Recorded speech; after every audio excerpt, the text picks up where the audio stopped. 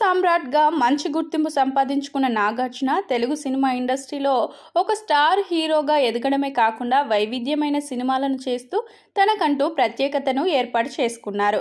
ఇక ఈయన చేసిన చాలా సినిమాలు ఇండస్ట్రీలో సూపర్ హిట్గా నిలవడమే కాకుండా తనకంటూ ఒక ప్రత్యేకమైన స్థానాన్ని ఏర్పాటు చేసుకున్నారు.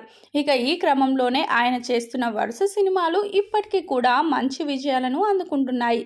అయితే ఒకానొక సమయంలో నాగార్జున పాన్ ఇండియాలో రాక్షసుడు అనే సినిమా చేశాడు. ఈ సినిమా భారీ అంచనాలతో ప్రేక్షకుల ముందుకు వచ్చినప్పటికీ భారీ డిజాస్టర్గా నిలిచింది. అయినప్పటికీ ఈ సినిమాలోని సాంగ్స్ కానీ హీరో హీరోయిన్స్ మధ్య ఉన్న కెమిస్ట్రీ కానీ బాగా వర్కౌట్ అయ్యింది. అయితే ఈ సినిమాలో హీరోయిన్గా విశ్వసుందరి, సుస్మిత సేన్ను తీసుకువచ్చారు.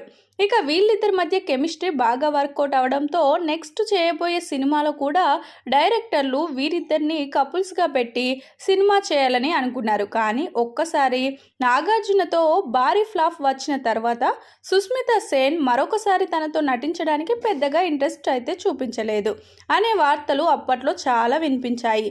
ఎందుకంటే నాగార్జునతో ఆల్రెడీ ఒక సినిమా ఫ్లాప్ వచ్చింది కాబట్టి మరొకసారి నటించడం దేనికనే ఉద్దేశంతోనే తను ఈ నిర్ణయం తీసుకున్నట్లుగా తెలుస్తుంది. అయితే రాక్షసుడు సినిమా భారీ అంచనాలతో ప్రేక్షకుల ముందుకు రావడమే ఆ సినిమాకి మైనస్గా మారింది.